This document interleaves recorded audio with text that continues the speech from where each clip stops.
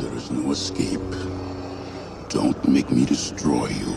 If you only knew the power of the dark side. What's going on, you guys? It's your boy, Pepsi, the dude with attitude. So crack a 40 and check your rollies. I hope everyone is having a peptastic day, peptastic weekend. And we're going to go ahead and just clear up a few things. Number one, I know I've been saying that the Mandalorian reviews have been coming out later and later, and it turns out just with our busy schedule, don't expect it out the day after. Alright, it's probably going to be Sundays from now on when the Mandalorian review comes out, sometimes Mondays, and I'm just going to be upfront with you on that. Number two, from now on in these reviews, at the very beginning of it, I'll tell you if I liked it or not, but since we go so much more in depth with it, with scenes and stuff, just expect there to be spoilers. If you don't want a spoiler review, then fine, I'll tell you right at the beginning what I rated it. I rated this episode of The Mandalorian a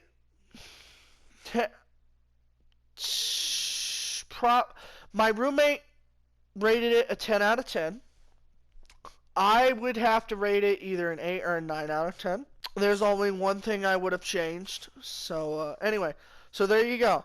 So we're going to be doing spoilers from now on in these reviews, and if you want to know what I thought, then you can hear it from the very beginning. So that's the very beginning. So get ready for spoilers. It dealt with something that's slightly cliche, not really generic. Or slightly cliche and slightly generic. Star Wars has so many parts in the movies and episodes that has to deal with the whole plot of the prisoner.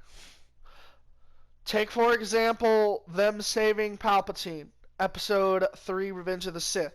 The prisoner. Take, for example, Episode 2, Clone Wars. Obi-Wan Anakin, prisoners. Solo, you got the prisoner. Chewbacca, and then Solo at one point. Rogue One, the girl's she's a prisoner for a while too there. Empire Strikes Back, they're prisoners for a while technically, but no one really becomes a prisoner till the next one when Han gets frozen in carbonite. Every single one. Prisoner is a huge theme throughout all of Star Wars. And this episode was a really good way of them taking the theme, and while it wasn't and making it completely non-cliche, it was unpredictable. Okay? Now, what I mean by that is, if you watched it, you probably figured, oh, something's going to happen. It's not going to be just them getting the prisoner and running away. It's not going to be that. You probably knew they were going to turn on it. I just didn't know when. And that was the interesting thing about this. So the story in this, I would probably give 10 out of 10, story-wise. The overall look of this and everything that we saw, which you know what I'm talking about, the X-Wing showing up, the actual ship, we get to see a New Republic cruiser, we get to see some droids. The overall look was stunning and beautiful, but I only give it a 9 out of 10 because they have this droid with them. And the droid is one of the reasons I gave this, and some of you may not agree with it, I gave it a 9 out of 10 in general, the whole episode. Because the droid is something we've seen before so many times. And it's something my roommate pointed out. He's like, why are there always so many droids that look like bugs? And I thought to myself, well, there's not. And then I thought back and I looked at the episode and I was like, there's a lot of other droids, but then there's that one droid. And he's got these beady eyes and shit. And I was like, there's a lot of those in Star Wars, though. They could have done that better. I mean, personally, I had no problem with him. He looked flawless. It's just like they could have done something different. I liked every other droid. All the other droids in this episode looked fantastic. But when it came to that droid, it was kind of like they just were like, hey, we'll have something that looks like this, like, from the movies or whatever, and we'll just throw that on there. I don't know. Maybe they didn't. Maybe they just chose it because it's a popular design. I don't hate it. I just think they could have done different.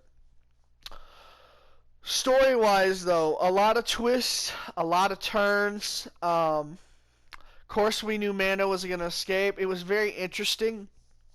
One part that really just made me almost jump out of my seat was when they were in the ship and they found Baby Yoda, and the guy picked him up and said, "I'm going to take care of him," and then the ship has to dock, and then basically the baby falls. I hated that. Even though it's not real and stuff, the baby falling and rolling in the ship, I about had a heart attack. Not gonna lie. But one thing about that was interesting was Mando didn't get mad about it, which is something if I was Mando, I would have been fucking pissed. But that was interesting. I think Mando knew though that he was kind of outnumbered. But did that matter in the long run? No. He ended up surviving, as he always does. And that brings me to who were the people he had to survive. Well, they were part of his team. They were his crew that were sent with him to get this prisoner, right? And I'm going to start off by saying I loved the crew. I liked the guy that looked that was human. I liked how he had that gun on the back of, the back of him. He had 3 guns. He was cool. I liked the big red guy. There's a moment in this where he grabs a droid and then just fucking body slams it and then grabs it and throws it at another, and there's big explosion in the background, and that was cool.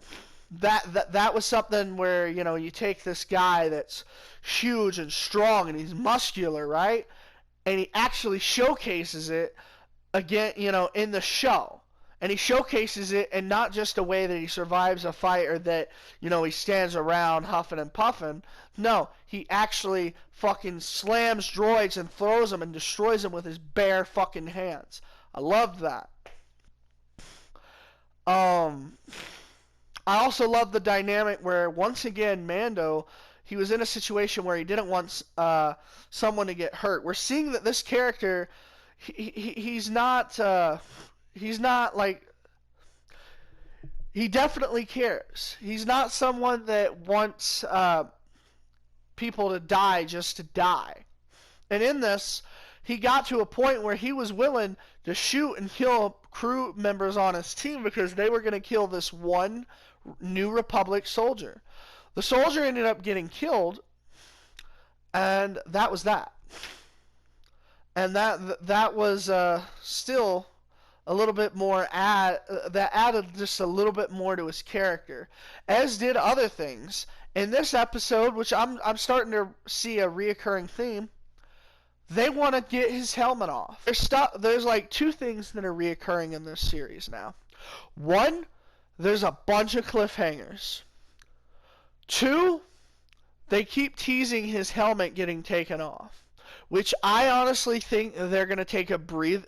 They're either going to do it in every season, or they're going to take a breather, and they just want, the first season to be like, okay, we're introducing him. Oh, and a lot of people want him to take off his helmet. Okay, now we're going to ease off of it, and then towards the end of the series, he'll finally take it off. Or they'll just keep teasing it. I don't think he's ever going to take it off, at least not in season 1. If they do, I see it happening in the very last episode, which will be episode 8, which will be coming out next week on Friday, while episode 7 comes out on Wednesday, just a reminder. But when it comes to the cliffhangers, which is something else I'm really enjoying, we had the guy that he did the first job for, or that helped him get that first job. I don't remember his name. He was part of the guild. He shot him off his ship, and then at the end we see that he survived because of that metal or whatever he had in the way blocked the shot. He's still alive. Haven't seen anything about him. In the last episode with the new bounty hunter, that girl got shot and then someone showed up to save her. That could have been Mando, or that could have been someone else. We don't know. And then at the end of this, Mando doesn't kill the crew, which also seems weird. It kind of seems like Mando, while I've been saying that his character seems more caring and definitely doesn't have a kind of like a I'll kill everybody kind of personality. It's weird. We see in the first episode he has no problem killing people if they're a danger to him. This whole crew was a danger to him, and he didn't kill any of them. Except towards the end, which we'll get to that. But he didn't kill any of them. He literally put them in the ship and locked them up and then left, which is interesting. I think we're going to see them in later seasons. There's so many cliffhangers that are setting up for further seasons, or at least for the next season. I am really excited. And it sucks that we're probably going to have to wait a year. But honestly, I like what they've done. Which brings me to the ending. A nice little surprise was the X-Wings. Coming out of nowhere, hearing them talk the way they do, hearing the inside of an X-Wing, and then having them show up and blow up that facility and all that. That was cool. It would have been nice to see an actual New Republic cruiser. That would have been cool. But all in all, just the X-Wings showing up and giving us that taste and reminder, hey, it's Star Wars. You know, it's that was cool. I will say that it was weird that the X-Wings, they came out, and then Mando's leaving, and he flies literally right by him. They move out of the way like, oh, hey, well, there's this beaking here. We're gonna go to the beaking. Bye. They don't even question him. The thing that's also weird is they don't question the beaking. They're just like, well, we got this beaking. We don't know what this place is. Oh, well, they're launching something. We're gonna shoot them. They didn't even try to make contact. That was a little weird. That kind of seemed out of place, which also kind of goes into the fact that I'm rating this a 9. Some people have said this was their favorite episode. Some people have said that this episode was the weakest. I really enjoyed it. I've enjoyed every single episode, and I can't wait for next week. We got 2 episodes, to my knowledge. An episode coming out Wednesday and an episode coming out Friday, which I haven't decided yet, but I will tell you there's a huge possibility of me just turning around and doing both of them in one review. Chapter 7 and Chapter 8 in one review. If y'all want me to do them separately, y'all let me know. Hopefully y'all enjoyed this. If you had any differences or there's anything we could have done to make the review better, comment down below. Also, tell us what you thought of the episode. You know, did you like it? Have you not? Let us know how you're enjoying these reviews. I don't know the next series that we're going to review, but it's looking like we might review The Witcher, which comes out this month on Netflix. I believe the 25th, but it might be the 20th. I don't know, so I don't want to say anything, but that's cool. We'll also be reviewing The Rise of Skywalker. We might even be live streaming that day and then release a review a few days later. But we are going to have a lot of discussions with that. A lot of Star Wars content in general is coming up. So I hope all of you Jedi Knights and Sith Lords and, God forbid, Gungans are ready. But hopefully you enjoyed this. And if you did, leave a like. And if you're new to the channel and want to see more content like this, subscribe. And as always, if you're not down with that, we only got 2 words for you. Fuck off. And remember, Pepsi then, Pepsi now, Pepsi forever. And most importantly, survive and endure, and destiny is all. I hope everyone has a peptastic day. I am your father.